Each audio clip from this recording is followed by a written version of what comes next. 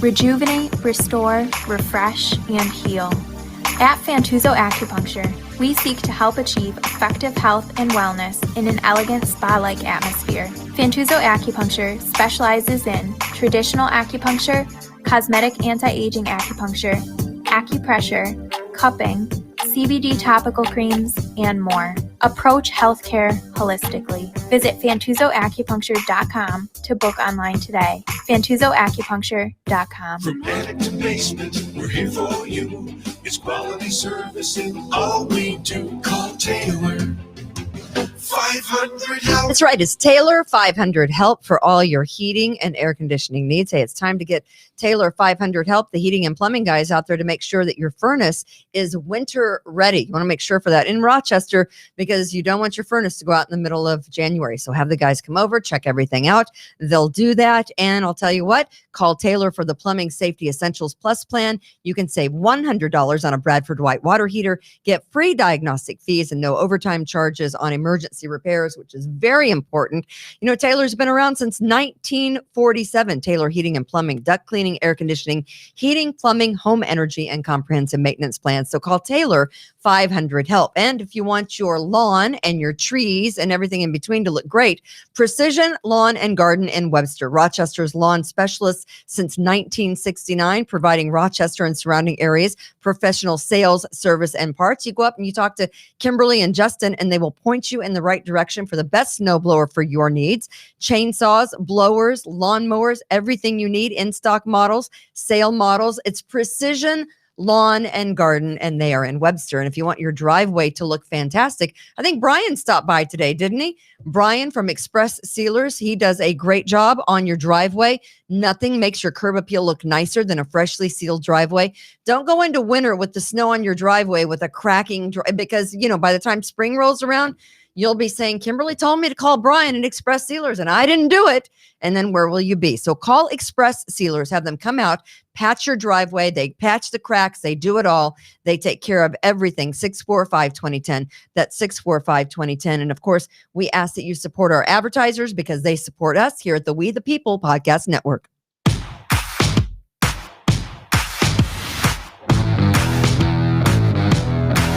When's the snow coming? Tomorrow.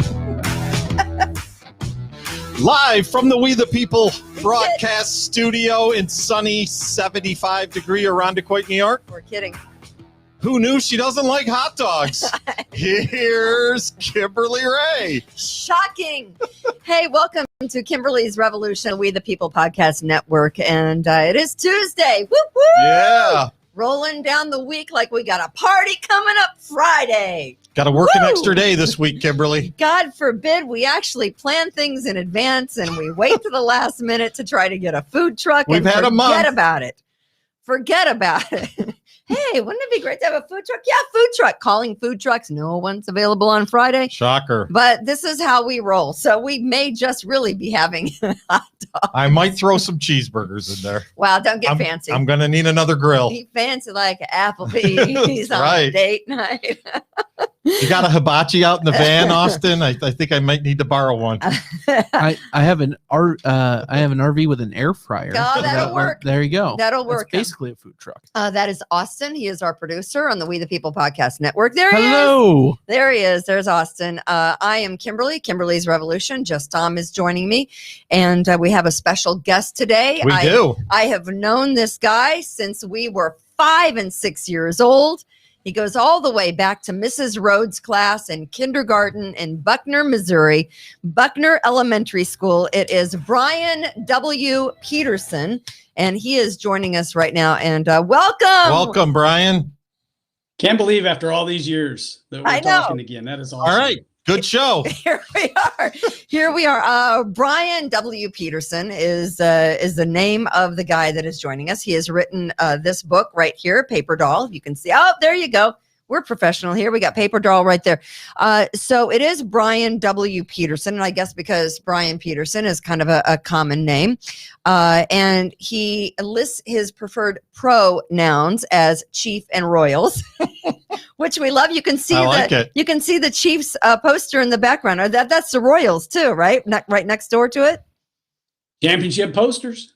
Yeah, championship posters. You got to love that. So his preferred pronouns are Chiefs and Royals. Gotcha. And he's written 4 novels, this guy. He's one of the smartest guys to come out of our graduating class of Fort Osage High School in 1984. Well, it is Buckner, Missouri, right? So how much does that really count? I will beat you. Good I point. will come over there and I will beat you. He's written 4 novels, a sci-fi adventure, 2 psychological thrillers, which I cannot wait to read. And the newest one is a true story written about his family, a family that's struggling to get through the Depression, World War II, and everything that came with it. And it's a true story about his family, the 3 brothers that grew up in the upper Midwest. A lady named Hulda, who is your great grandma. But I want to say, I mean, this guy, I really say truthfully, he is one of the smartest guys that came out of our class. He was trained in screenplay and literary writing at Oral Roberts University, which is in Oklahoma. And he was a TV, film, radio major, and he's working on a sci-fi trilogy right now, novels. So we're interrupting his writing time, I'm sure. But Brian W. Peterson, a guy that I just knew growing up as Brian. We went to the same church, grew up in the same, schools, same town, and he's joining us. So was there only one church at this town? There were something like 11. It was a town of 1,696 people. Exactly. And I think if I remember right, there were 11 churches. 1 gas station and 11 churches. There were 2 gas stations. Yeah, really. Did you have a McDonald's? No. Oh, that doesn't count. Oh, no. No McDonald's. We had Haas's Drive-In. Yeah, and it was Right. good. Right, it was good. All right. It was. Do they have a food truck? No, they don't have a food truck. So how have you been? By the way, I mean, how did you? And Brian again was probably one of the top in our class, at least top 10. All right, Kimberly, we get it. I wasn't ranked in the top 10 because I didn't apply myself much. I was one of those kids that would get bored easy. And so, no, I wasn't in the top as far as in the ranking. And that never bothered me because I didn't care. What's the Billy Joel line? If you're a straight A student, then you think too much. Well, right. So I didn't apply myself. And so at some point I had to figure out, where am I the strongest? And it's in creativity. And so that's the route I took. And it's kind of similar to yours, Kimberly, except for you went into radio. I went TV, film more. Right. And I ended up in Southern California. Had a script produced. That was a lot of fun. Real Hollywood crew. Man, that was neat watching people say the lines that I wrote. I bet. But it's Southern California and it's a tough industry in Hollywood. And so it never worked out like I wanted. I had a lot of good story ideas. So I thought, you know what? The second half of my life, I wanted to be an author. And so I figured, you know what? I still have a lot of good story ideas. And so I started writing novels. And he's been very successful at it. And this paper doll, written by Brian W. Peterson, is at Barnes & Noble. And all your other novels are on Amazon.com. Is that right, Brian? That's correct. And the names of those novels, Children of the Sun, Dead Dreams, Wager of Death, and Paper Doll. How do you get your ideas for the novels? I know the idea of this novel, Paper Doll, which we're talking about today, came basically from family members talking about these things that happened so many years ago during the Great Depression and how your family survived to get to where you are today. But how do you come up with your ideas? Well, first, let me stress that Paper Doll is a novel. It's a true story. It's written as a novel. And I want to stress that because a lot of people don't like to read history books. Right. I had a lot of interesting things happen in my family that, if it was only written as a history book, then the family would read it and maybe a few people here and there.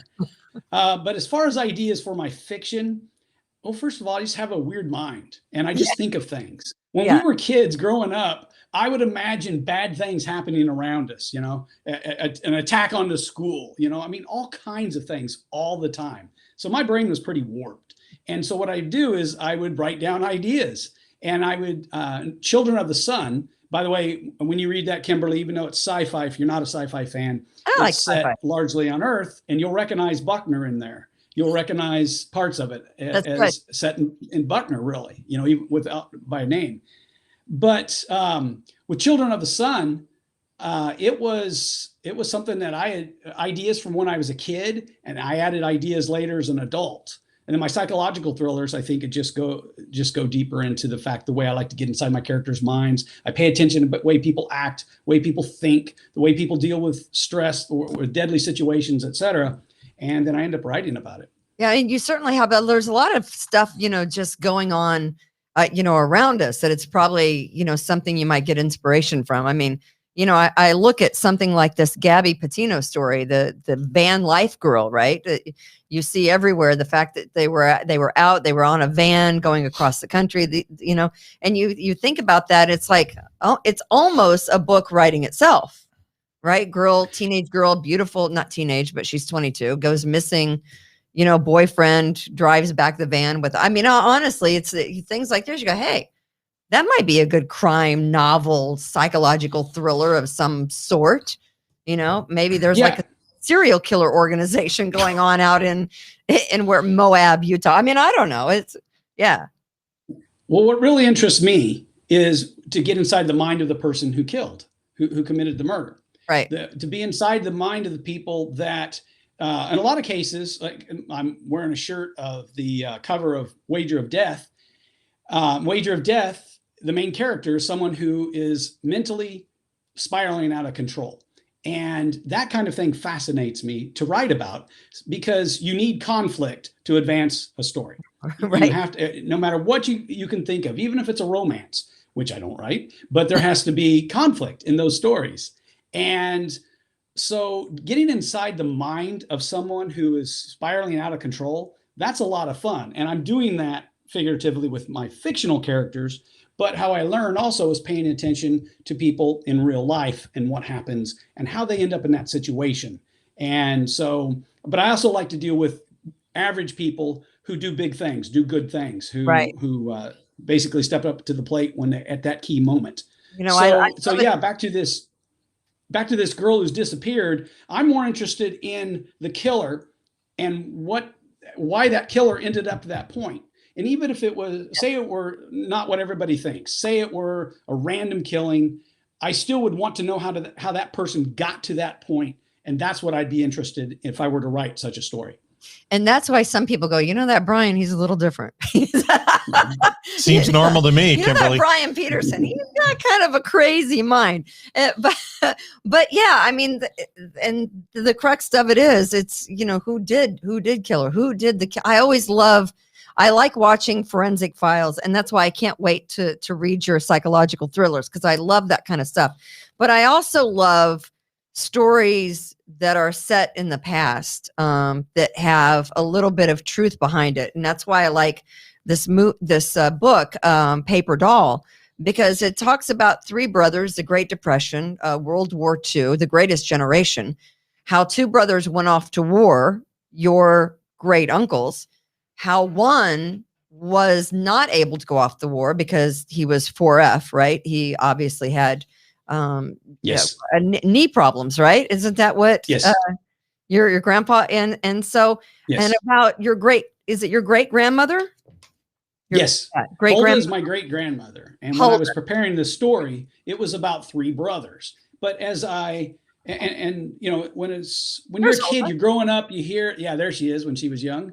And by the way, if you go back to that same picture, the man on the other page who looks kind of like Abe Lincoln, that's William Peterson, my great grandfather, and that's my middle name is William. Can I just say you kind of look like him when you were younger? Really? Yeah, you did. And this is obviously your grandparents right here. Yes. Yeah. Yes. Your grandparents. As my grandfather Carl and grandmother Ann. Aren't they supposed to be having trouble in a pitchfork? I know they do look like that. The pitchfork guy. Yeah, a little bit.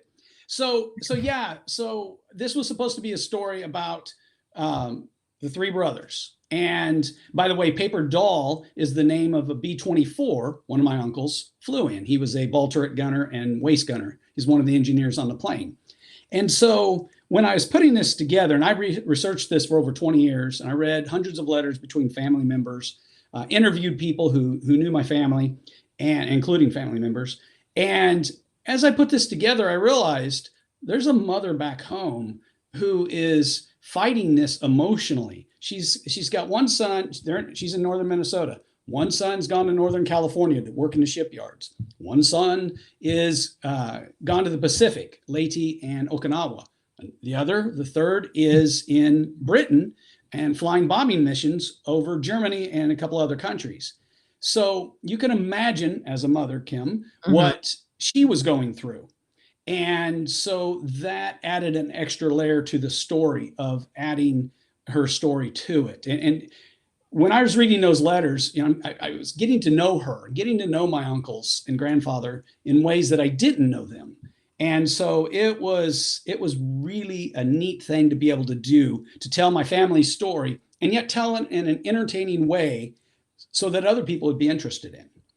Exactly. And, of course, the struggle of getting through the Great Depression. And I don't know if you've talked to, your dad and everyone listening to Kimberly's Revolution has heard stories about how your family got through the Depression. I mean, how did you guys get through that? But there's such a different mindset between, today and how those people in the 30s and 40s got through things. I mean, there's just a different way that they lived, a different way that they survived. I mean, they survived by being a family. And Brian, you and I talked about this earlier this morning, is that, people didn't want to rely on the government.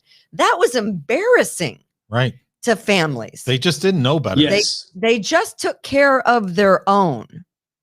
And that's what your family did, and many families did during this time of the Great Depression and World War II. They were tougher mentally. Right. They were more obstinate about taking or being given gifts. They saw it as a sign of weakness.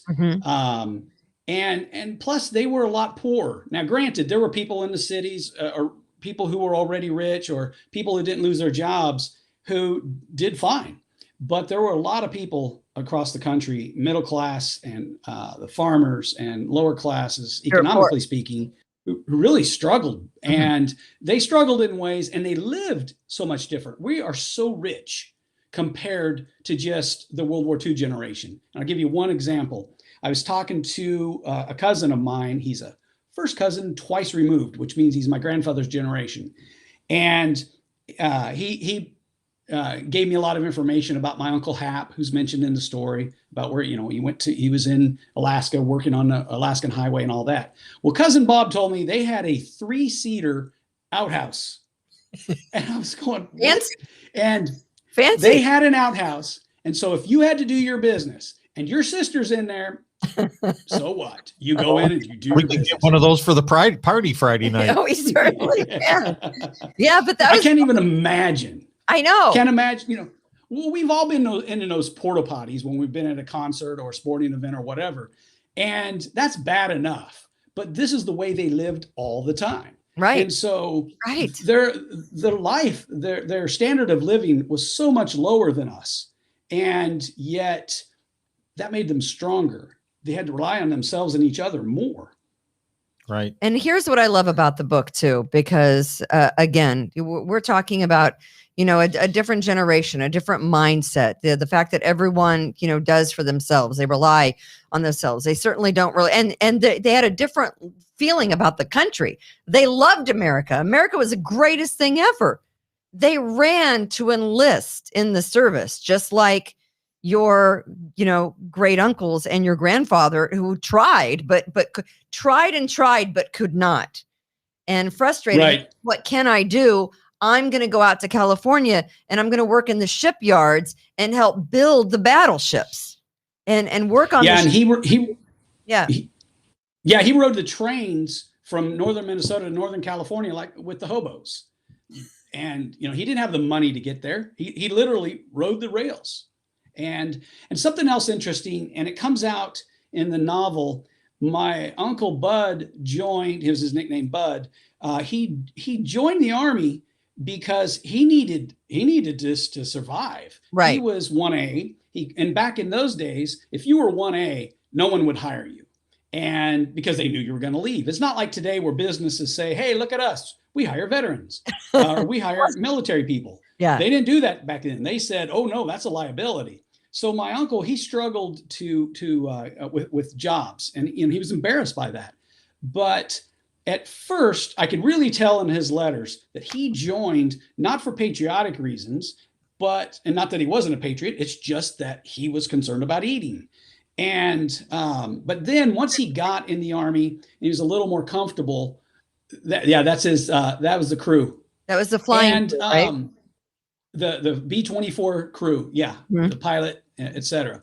So once he got in the Army, there was a line in one of his letters, and he said, what did he say? Anybody who kicks, meaning complains, anybody who kicks on the United States after this is all over with isn't an American.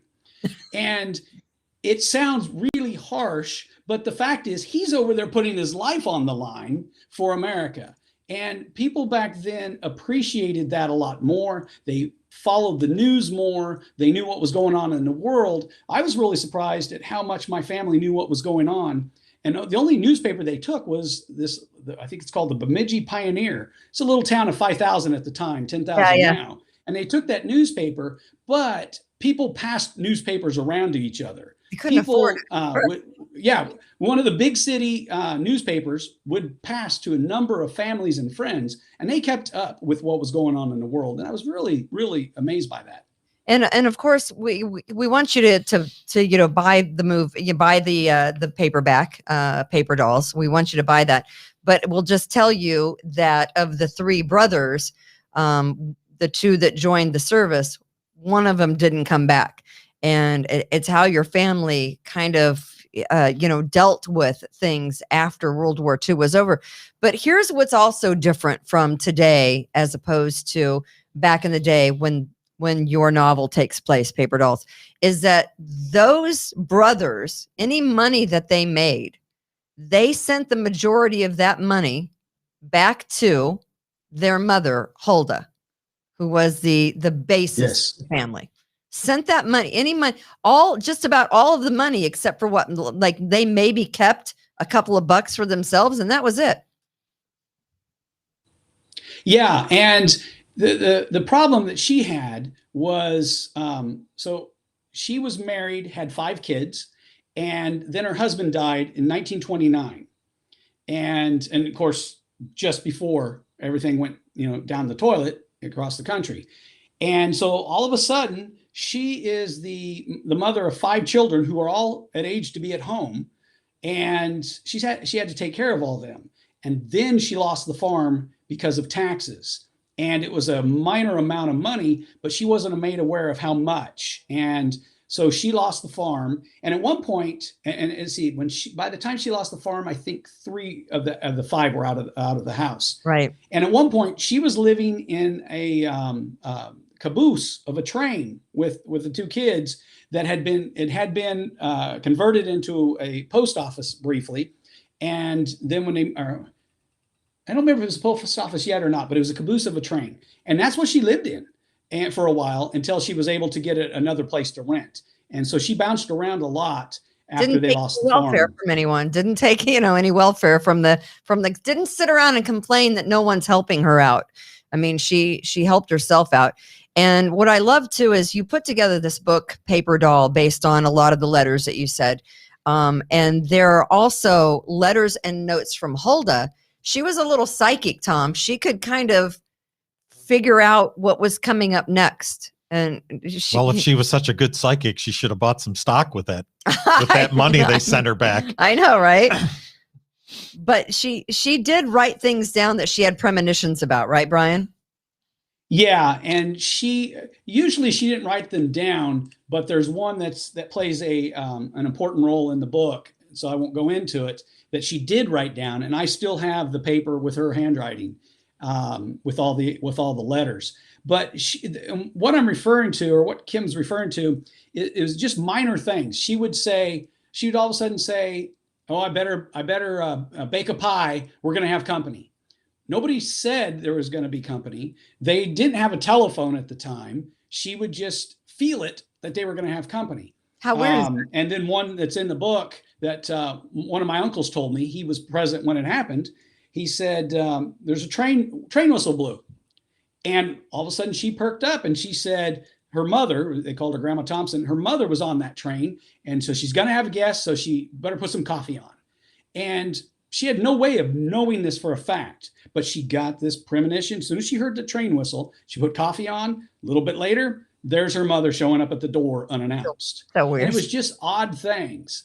So I talked to some people, both family and non-family, who said, yeah, everybody that knew Hulda knew she did this because she did this a lot. So it's just odd. Do you have did that pass down to you, Brian? Did you get, premonitions? Do you have psychic abilities at all?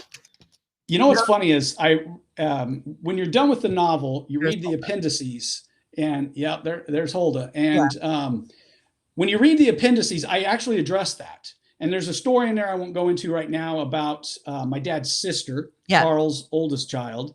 And then I always do these little things that are just minor, not like psychic, but minor in scope. But my wife calls them doing a Brian. So, I've dropped a coin on the carpet and it stayed on edge, goofy, just little things like that. And I use one example in the book, so I won't use it here, but usually they're just very minor. There's no way that could happen. You couldn't do that if you tried 100,000 times. And yet I did it once on accident. And everybody does those, I think. Right. It's just that I do it regularly. I do it multiple times a week. And, just little oddities. Yeah, you might want to play the lottery. You never know how lucky you might be. Really. You can be odd enough to be one of the winners. Our guest, of course, is Brian W. Peterson. He has written a novel called Paper Dolls, based on the air crew, the flight crew, right? In World War. Yeah, that was the name of the B-24. You're right. B-24, and that your uncle was a part of that crew at the time. I want to show the picture of where they're standing there with the actual paper doll. So again, what year was that? Paper doll is a cardboard cutout of an ad. So it's hard to see on camera, but they stole it from a hotel lobby. And after they did that, they decided to name it Paper Doll. Brian, you must be like one of the babies in your family, because I know my uncles, and I think Kimberly as well, they were in Korea. And my dad was in Korea. And we're all about the same age here. So the fact that your uncles are 10 years older, you must have been a baby in that environment. These are my great uncles. Oh, all right, there you go. Not my dad's brothers, but his dad's. His father's brothers. So that's why. Yeah, the great uncles, because his grandfather Carl is the one who was 4F, couldn't enlist. They wouldn't take him in any of the the Army or the Marines or whatever, and so he went out to work the stockyards during World War II. So you can find the novel Paper Doll and any of Brian Peterson's novels on Amazon, and of course Paper Doll. Brian W. Peterson is available on at barnesandnoble.com. Do we have the picture we can put up? There we go. Or you can just wait for Kimberly to finish reading it and she'll sell it to you for $10. Yeah. Exactly. But so, I mean, is it easy for you to write? Is it easy for you to sit down and write novels? Is it something that comes? When do you sit down and write? Do you write in the morning? Do you write in the evening? Does it just in the middle of the night if it comes to you? It comes naturally. It comes easily. You're lucky. Now, Paper Doll was different because Paper Doll involved a lot of research. Okay. So that was different. But when I'm writing fiction, it's just whenever. I try in the evenings and then on weekends, and I spend a lot of time on that then. But so what I do is I outline, and that's important for me. Everybody's brains work differently. A lot of authors don't outline, but I outline so I know exactly where we're going and what's going to happen next. Right. But then I leave myself enough room for more creativity as I go. And by the way, I realize Just Tom isn't going to read the novel because it's got 490 pages. Way too many pages. Although there is quite a few pictures, so that cuts it down. There you go. Pictures I love because they're anybody's family. I'll wait for Fitzy to make the movie. And then once we get the movie made, it'd be a great movie. I will definitely. Speaking of, I will definitely pay $4.99, Brian, and I'll buy the movie on Amazon. Okay. So I was trained in screenwriting also. And so people always tell me, hey, that could be a movie. Well, that's because how I saw it and how I wrote it. And I have a film producer attached now. Well, we're just finalizing it to Paper Doll. Wow. And yeah, it would be a great movie. So, Wow. So yeah, that'd be pretty cool. And I'm working hard, spending a lot of time marketing myself, marketing my books. And what's funny is, for anybody watching this who they enjoy writing, if they've published anything, they know the hardest part, if you're a good writer, is the marketing. The marketing stinks if you're not used to that. I want to write in real I don't want to estate. sit here and plug.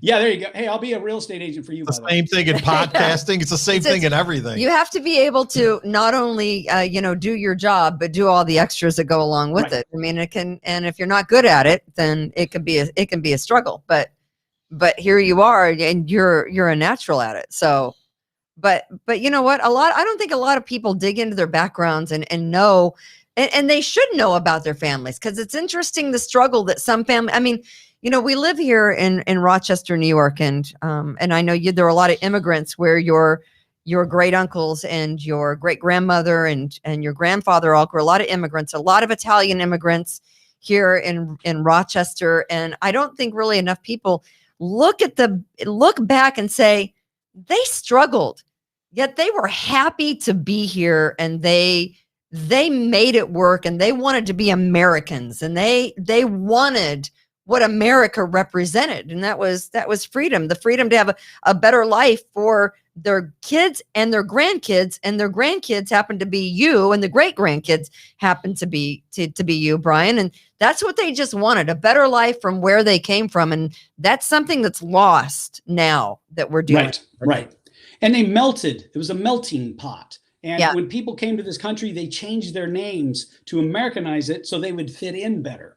And in fact, Hulda, my great grandmother, when she went to school, her first year of school, I don't know if they had kindergarten, probably first grade. When she went to school, she was immediately kicked out, and they told her parents, do not let her back until she learns English, because yeah. And so, can you imagine happening today? The lawsuits. Yes. Lawsuits. Yeah. But the idea was, you can't melt. You can't be part of it unless you speak the same language. And I've lived in a neighborhood in Southern California where not everybody spoke English, and you can't get to know those folks. It's just not possible. And if you don't get to know them, you don't learn to trust them. And if you don't trust them, you don't have a true community.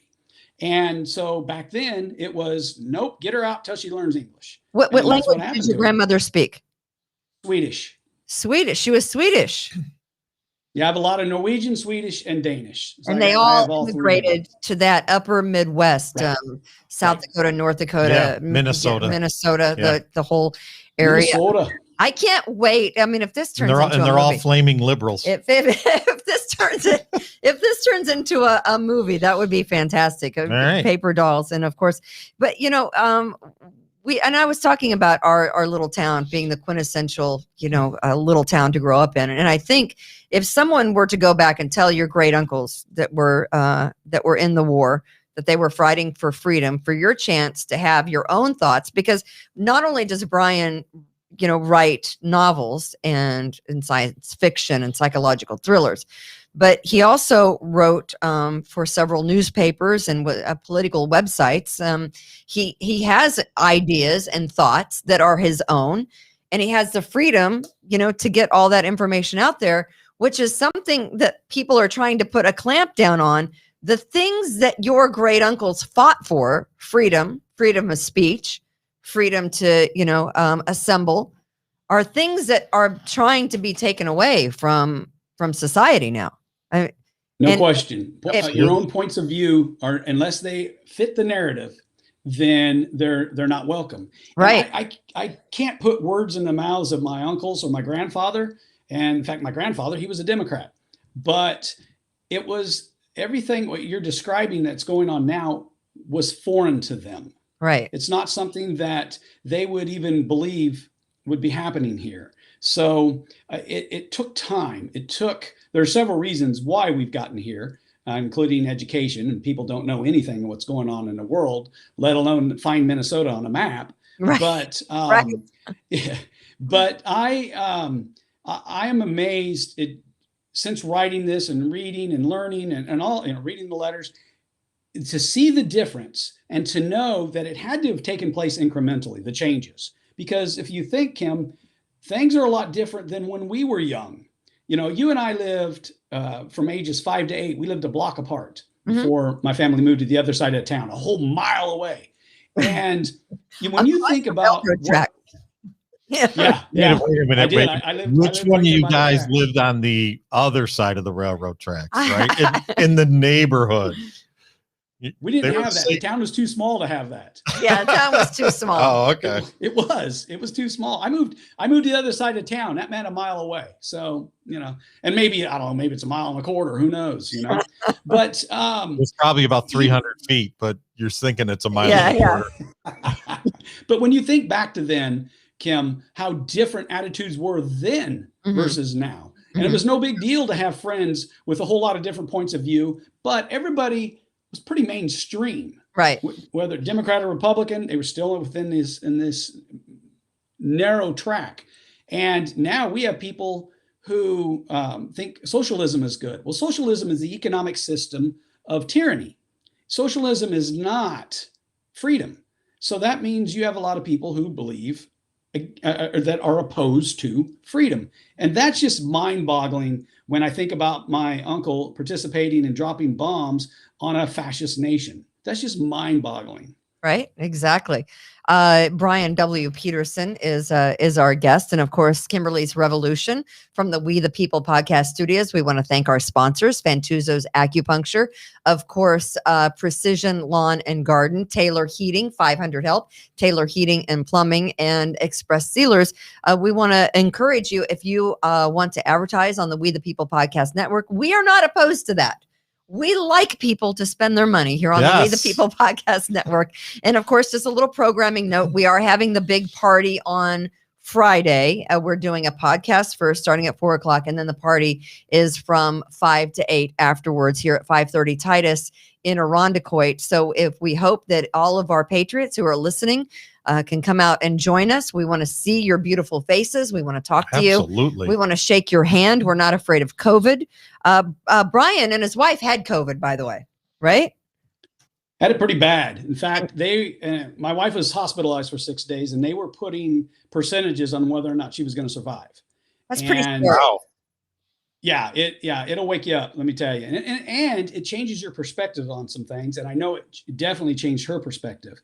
I had it bad, but I did not have blood clots, so they did not hospitalize me.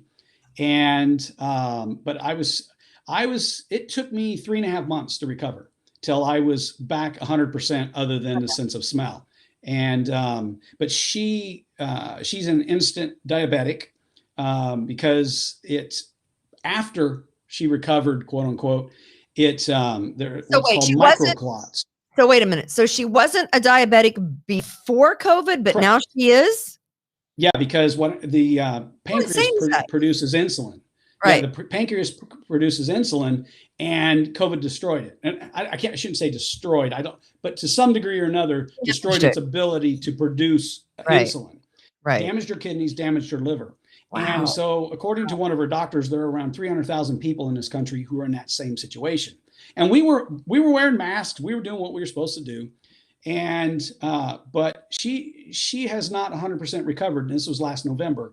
And she, because of her organs I just mentioned, she probably won't recover 100%. Really? We can make things better with prayer and medicine, but otherwise she's in some tough straits, and it's going to stay that way. I did recover, and it was challenging. It was bad. Most people get it and they got, it's like a cold, or you get knocked on your butt for a day, Unfortunately, we managed to get a good one. So, but I have to tell you though, I have the antibodies. My wife has the antibodies. Her antibodies, she was off the chart when they tested her. Really? And I just, and because if you get it bad, you get the antibodies. And I don't know how bad. You might get it mild and get the antibodies. I don't know. But I was listening to you and your show when I was recovering, and you were talking about going into Wegmans and not wearing a mask and people being upset with you and all this. And I thought, Kim's right. And it inspired me just to quit wearing a mask. And the only time I do now. Oh, wait a minute. Time out. What's the Time point? out. I've already had Rule. it. I've already had Brian, it. time out. There's a rule, Brian. You can never say Kimberly's right. I'm right. No. I'm right. No. I'm right. Oh. Ah. Well, I can show pictures of her when she's young if you want. I put All them on right. I want to see them, Tom. I want to see her in the sandbox. I like have the her in a sandbox. sandbox. I like the sandbox. All right, Here, Kimberly. Right. Okay, keep going. Oh, there I This comes am. up good. There. Oh Aw. my Lord. Where's your Stop. red hair? That's That's 1979. I It's got one black and more. white. You got one more? Oh Lord. 1980. Lord. That was for Tom. I did My not. All mother, right. my mother made me get a perm. I was Beauty. I was on the yearbook staff. Oh, that's awful. That's awful. Now, Tom, you got to fax me a hot dog during the All party. right, I will. No, but he was telling me how he survived. But yeah, I mean, and by the way, are you familiar with Wegmans? I know they don't have Wegmans. Yes. He lives in Kansas now, but and he moved across state line, which I've already chastised Brian about moving across state line. I'm like, for one thing, when you're from Missouri, you don't move across the state line. You, for God's sakes, don't move out to Olathe or areas out there. But he did. He moved out to where do you what? Still I live well. out in the country outside of Spring Hill, Kansas. Oh, Spring Hill. Sorry about that. Because everybody knows where Spring Hill is. Yeah, Sure. everybody does.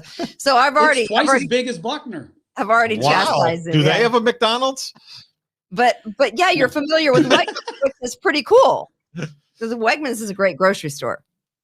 Yeah, I've been in there. I've been in New York and been in Wegmans. Have you? And yeah, they're nice. Yeah. Yeah, Danny Wegman. I don't knows get as that. excited about stores. Sorry.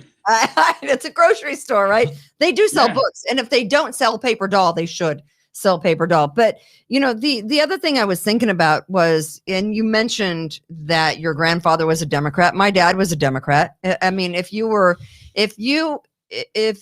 family was involved in a factory or the UAW or a member of a union, you voted Democrat. My father was a Kennedy Democrat. He was.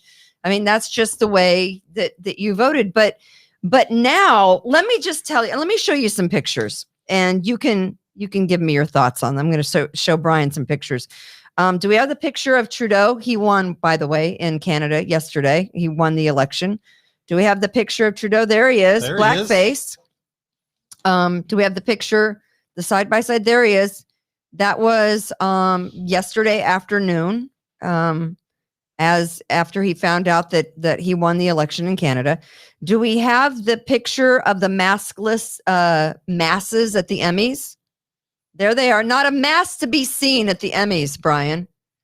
Not one. And you know they're all liberal as all get out, right? They're part of what one writer I like calls them part of the ruling class. We're part of the country class, meaning the main part of the country. They're Right. the ruling class. They're the I like ruling that class. terminology. You don't see a mask on any of those individuals in close proximity, by the way. Let's show the picture of AOC, the socialist girl, right? $30,000 to go to the the Met Gala that she was a part of, right? The person that I could sell a car and still couldn't get in. right, right, exactly. Well, the elitists down in Venezuela, they can afford a $30,000 dress. And by the Nobody way, else can. the woman that made that dress, Yeah. she is under investigation by the IRS. I mean, I don't think it Back taxes. Back taxes. Back rent. 6 years of back taxes, right? And that is just. But let me just make it clear: the maskless Emmys. Do we have a picture of the Virginia governor, the Democratic governor in Virginia? Do we have him? Yeah, Northam. Let me just be clear to everyone that these things are only okay if you are a part of the liberal left. If you try any of those things and you have a conservative bent, you are completely gone. You are Right. you're not even going to have any discussions any longer. You're just they're going to make you go away. And My favorite picture of Trudeau is when he's dressed as an East Indian, I don't know what the word is, garb, regalia, and he looks hilarious. And they don't even dress that way anymore. But he didn't realize it. And Right. on a trip, he dressed up And the Indians were saying, what is he doing? He looks absurd, because, he was dressed up as they did, hundreds of years ago. Right. Exactly. I mean, you look at this and you think, if your great uncles and your, ancestors could see this, and they probably they'd flip out of their minds, the state that we're in today. And they probably wonder, what the hell did we fight for? Well, most people, as I mentioned earlier, most people stayed within the norm, the mainstream, we call it, because there was a stream, figuratively speaking, that was for 99, well, I shouldn't say 99, a good 95% of the people. And it was the oddballs who joined the Communist Party in the 20s and 30s. And it was the oddballs that joined Antifa in the 20s and 30s, not the normal people. And so, what we've done is we pulled everybody into the mainstream, which means there's no mainstream. If everybody's normal, then nothing's normal. And that's what we've done. Right. Exactly. When you're not writing, do you watch Netflix? I mean, what do you watch? What are some, do you read? What are some of your favorite novels? I read history. And so if I'm at a show. Can I ask you a question? When you're reading history, when you went back and were doing any research, did you come across any general who may have called up any Hitler's generals and told them, hey, we're getting ready to attack? If we are going to attack Normandy, we'll let you know ahead. Did you come across any of that in reading of history anywhere? It's a question I'm asking for a friend. I can't think of any time in history that I've ever seen that the general would either in ancient times be put to death, of course, or in more recent times tried, and even court-martialed. Well, that would be a trial, court-martial. But it is bizarre to me that the day that news broke, that he wasn't gone by the end of the day. And that says a lot about our society. There's no such thing as shame anymore, because people don't recognize shame, because everything's normal and acceptable. Right. And so, no, it just wouldn't happen. So I read a lot of history. I read very, very few novels. And that gets me in trouble a little bit. It shows people will come up to me and they'll say, well, who have you read so-and-so? I'm going, I don't know who that is, but I don't want to tell this person I don't know who it is. So I go, no. And well, you're honest. I mean, listen. Yeah, I just say, no, I haven't read them. I don't tell them I don't know who they are. So there's only so much honesty at that point. Well, that's an easy question for me. We went to the same church. If his mother and father knew that he was telling a lie, which, you didn't. My God. Yes. By the way, you didn't lie, and you didn't go to church and fidget, and you paid attention in Sunday school. And if you didn't, you were going to get a whipping on the way out of the church, the First Baptist Church. And your Sunday school teacher and mine at one point was my mother. Yeah, so I definitely had to behave. Mine was my mother. I didn't want to pay attention half the time. I honestly thought my mother could kill me at any moment. and she probably could. So you read a lot. Do you watch a lot of Netflix, or do you watch a lot of TV? Well, I live out in the country and I can't stream. I can record, but I can't stream. So for a while I had because you live in Kansas. Do you still have a VCR, Ryan? No, I got rid of it about a year ago. I think for a while I had Paramount, Peacock, one of those Peacock. Yeah. I had Peacock briefly. No, it's Paramount. So anyway, but you didn't stream on that, and so I could record shows download shows, and then play it from my phone to the TV. But that was only because Apple gave it to me for free for a year. So that was that. There you go. And so, I can't stream. I don't have fast enough internet service. I can't wait for Elon Musk to get all those satellites up there 100%. It's just now getting to that point. Elon Musk is selling his house, by the way. Elon, and I had a story yesterday. Elon Musk, for like an enormous amount of money, Elon Musk is selling one of his mansions. He said that by the time that he is a certain age, he's going to sell off all of his assets. And I think he's getting rid of his houses one by one. But this is like, I don't know how many million, 25 million. I know we had the picture somewhere, but don't worry about it, Austin. We had the picture yesterday. I didn't get to the story. But yeah. Tom, are you his real estate agent? Yeah, I am, yes. I'd like to be his real estate agent. Exactly. Elon and I are buddies. Oh, there it is. Look at that. There's Elon. Do you drive a Tesla, Brian? Are you kidding? I wouldn't have the electricity to make it back. So too far out in the country. Because you live in Kansas. What did your family say about you moving across state line? They must have been, they're like, oh, Brian, he's got to be the black sheep of the family. Most people Actually, live by a river, right, Brian? Actually, they were relieved because I was coming back from California. So, okay, even worse. He moves back from California across state line. Kansas is better than California. Right. Unless you want to surf, then it's not. It certainly is. He's got the picture. Want to show a picture. He's got the Chiefs and the Royals back there. Let's show a picture. This is my grand dog.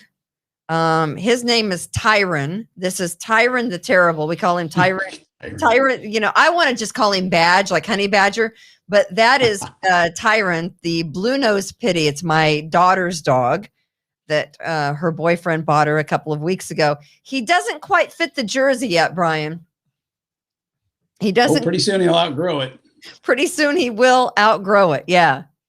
He'll grow as the defense grows. Don't worry. It was just one game. It's no big deal. We're still going to be in the Super Bowl. Yeah, they're done. Stick a fork in them. Shut up, Tom. Tom's a Bills fan, but I know where I live, Kimberly. You moved away from Kansas City like what, 30 years ago? I did, but I still love Kansas City, and I still drive by. Wait a minute. You told me earlier you're 35. I know. So how could you move to Kansas City 30 years ago? How long does that work? How long have you been married to your wife? 30 years. Congratulations. 30 years. How long you been married to your wife, Tom? 32. 32. So, okay. So just tell me, because you're a writer, but I know you're not like the typical writer, the typical novelist, because you have a different personality. But and I'm sober. How you're sober? How is it that you and your wife have managed to remain married for 30 years? He writes a lot of books and writes a lot of books. Stays out of her hair. One of the biggest things is we get over things quickly. Oh, absolutely. When, I mean, that's just one of the things. I mean, we both have our Christian faith to fall back on. We have enough similar, but enough different interests to help so that we can, be together for the similar and then back off a little bit for the different. Yeah.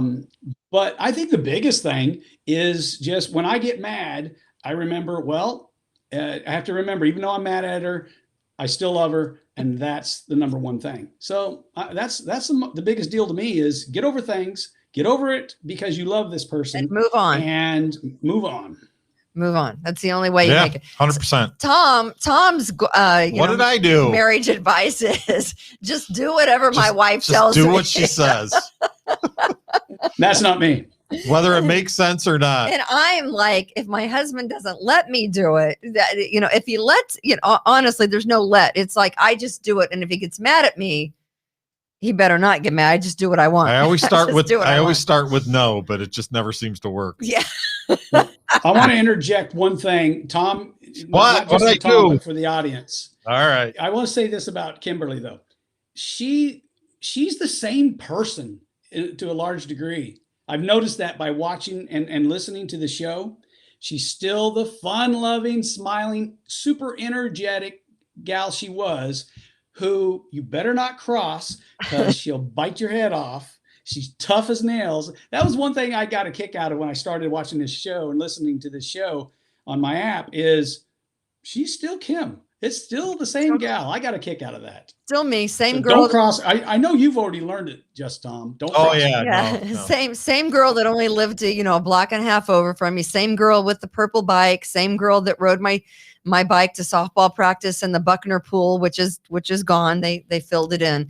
And it seems like the leaders of our little town that we grew up in, which again was the greatest growing up experience ever in the late. It was 60s. Awesome. In 70s. I couldn't have asked for a better childhood where you could run all over town, ride your bike all over town. And your parents were just like, somewhere down at the park. They didn't worry. You didn't worry about some weirdo in a van picking up your kid down at the ballpark.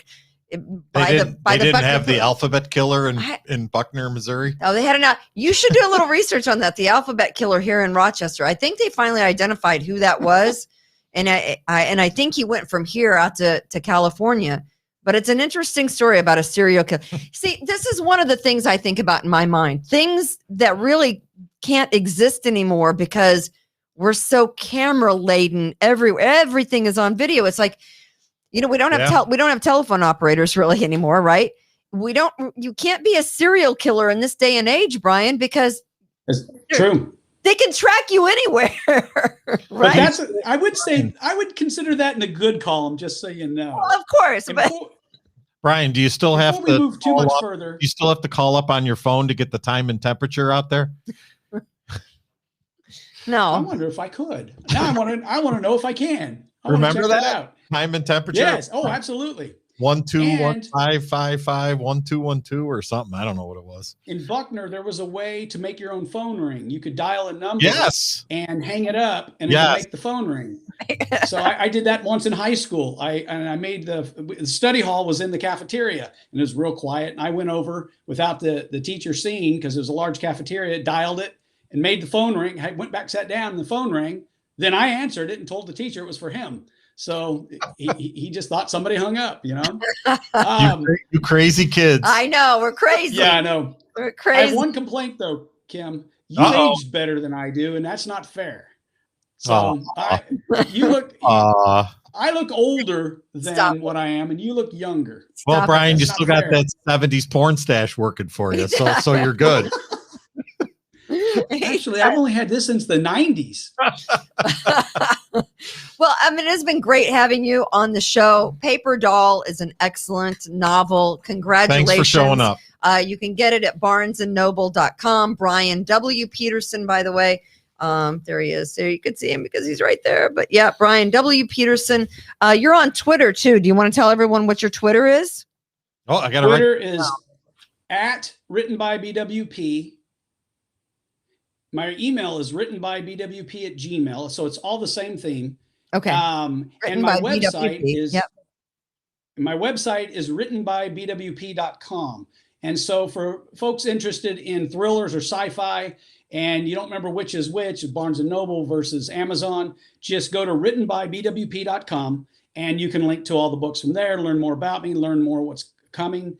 And so as you mentioned at the beginning of the show, I'm working on a sci-fi trilogy. Right. I was going to ask you about that. If you email me at writtenbybwp@gmail, I will add you to my blog list. I don't blog real often, but so you know when the next books are coming, and just mention that you were listening to Kimberly's Revolution. I'll get you on that email list. All right. Very good. All right. So, and if you type the word Brian in the code box, you get 10% off. Not on my site. Not on his site. It has been great having you. We appreciate it. Great to see you. Great to talk to you. Great to talk to you, and hope your family's well. And tell everyone I said hi. Thank you, and same to your mother. And thanks a lot. And I appreciate the opportunity to be here. Thank you. It has been great having you. All right, let me know when the movie comes out. I'll give you $6. Paper Doll. It's a pretty interesting read, and we thank him for being on the show. Hey, listen, we've got a party coming up on Friday. Yeah. We're doing the podcast tomorrow, a show coming up on Friday. It's an additional show. It's going to be at 4:00 on Friday, and our party is going to be on Friday from 5 until 8, and we're currently working on a food truck and all that good stuff. Right. But I don't know if that's going to happen. We're just, we just roll. Whatever happens, happens. We just roll. We do have prizes. Do we have prizes? We have a door prize. All right, very good. Fantuzzo's Acupuncture. Yay, that works. Gift certificate. That works. Very nice. Right. Some lucky winner will get poked by needles. All right, good. It is the We the People Podcast Network, Kimberly's Revolution. We'll be back tomorrow. Chad Hummel will be joining us for the regular 4:00 show. Hopefully, I know he's busy. He's got a lot of stuff going on. I don't think he's going to do his show today. Mm-hmm. I haven't heard, but okay. I believe Marcus will be in at 6:00 today. He's not tonight. Oh, he's not. No, he just texted me. Oh, okay. So this is it today. So. We apologize. Okay. Well, that's okay. It's just us. All right. It is just us. And thank our sponsors. We hope that you, call on our sponsors to provide you with whatever you need. Fantuzzo's Acupuncture. And of course, Taylor Heating and Plumbing. You got to get those furnaces serviced. Got to get it done. Winter is coming fast. Also, Precision Lawn and Garden. You need a snow blower. You need a chainsaw. They can help you at Precision Lawn and Garden. And of course, Express Sealers, where they can make your driveway look fabulous. And that is exactly what you want your driveway to look. You want it to be fabulous. And so that's going to do it today for Kimberly's Revolution. And as always, she's the same old Kimberly. I'm the same Never old me. change. That's it. God bless. Be kind to others. Rejuvenate, restore, refresh, and heal. At Fantuzzo Acupuncture, we seek to help achieve effective health and wellness in an elegant spa-like atmosphere. Fantuzzo Acupuncture specializes in traditional acupuncture, cosmetic anti-aging acupuncture, acupressure, cupping, CBD topical creams, and more. Approach healthcare holistically. Visit FantuzzoAcupuncture.com to book online today. FantuzzoAcupuncture.com. From attic to basement, we're here for you. It's quality service in all we do. Call Taylor. 500 help.